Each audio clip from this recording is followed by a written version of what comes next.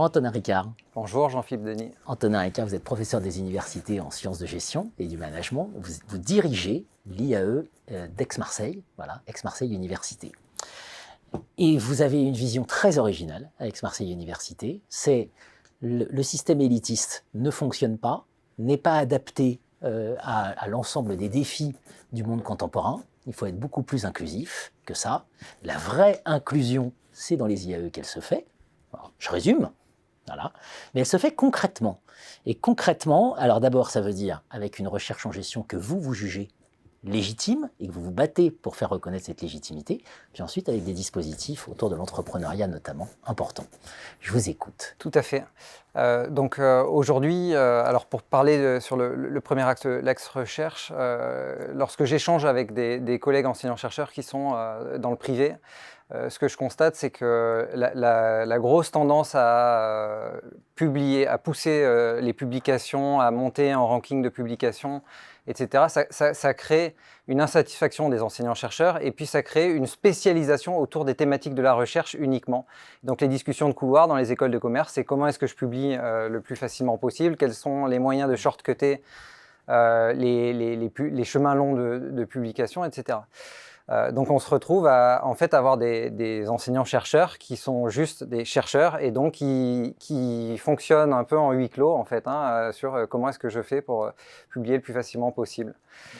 À côté de ça, je pense que à l'université et plus spécifiquement dans les IAE, on bénéficie d'un écosystème qui nous permet d'avoir quand même une certaine pression à la publication, mais on a cet impératif de connecter la publication aux enseignements, donc à la pédagogie, et puis au terrain. Et donc ça, je pense que c'est vraiment une des forces aujourd'hui de l'université, c'est d'avoir cette souplesse-là qui permet de garder tout l'intérêt en fait de la recherche, qui est quand même son côté appliqué au quotidien des étudiants et aux futurs managers. Deux exemples. eCube, alors vous allez nous dire ce que signifie eCube, et une chère légitimité entrepreneuriale. Voilà. Alors eCube, c'est un projet qu'on a lancé maintenant il y a 4 ans au sein de l'IAE Aix-Marseille. Donc c'est pour IAE Innovation in Vivo. Et donc l'idée initiale du eCube, c'était de créer un WayCube, donc un week-end entrepreneurial qui était positionné au début d'année pour renforcer la cohésion des étudiants autour d'un projet entrepreneurial. Parce que le projet entrepreneurial, pour nous, c'est vraiment un moyen de développer les compétences du futur.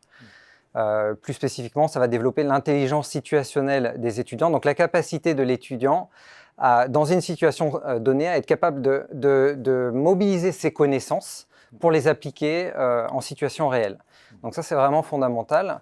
Et puis, on s'est rendu compte que l'exercice en tant que tel était intéressant, mais qu'il fallait qu'on prépare les étudiants à l'exercice. Donc, on a créé donc la Grande Kermesse, qui est un événement qui vise à préparer de manière assez intense les étudiants aux compétences du futur. Donc, intelligence collective, analyse de la pensée critique, intelligence émotionnelle, etc. Voilà, tout à fait. Ensuite, on a rajouté une autre brique. On a rajouté le Track eCube. Le Track eCube, il a pour volonté et pour objectif de former les entrepreneurs et les entreprises. Et donc, on va développer à la fois la posture de l'entrepreneur et puis à la fois le projet entrepreneurial. Et là, aujourd'hui, on passe un cap supplémentaire puisque ce qu'on veut, c'est vraiment créer un modèle pédagogique basé sur l'entrepreneuriat, donc qui va au-delà de la traditionnelle méthode d'ECA qui sont beaucoup enseignées en école de management, dans lequel, en fait, le projet entrepreneurial devient le backbone, donc la colonne vertébrale, en fait, des programmes à l'IAE. Et donc, ça permet d'enseigner le management, non pas saucissonné, j'apprends le marketing, j'apprends les RH, etc., mais j'apprends comment l'ensemble de ces matières-là contribuent à un projet, qui est le projet entrepreneurial. C'est un projet qui permet, en fait, de remettre les étudiants au centre de la pédagogie et vraiment de les engager, on va dire, dans leurs apprentissages. Les élites du nouveau monde ne seront pas celles de l'ancien. Voilà. On espère.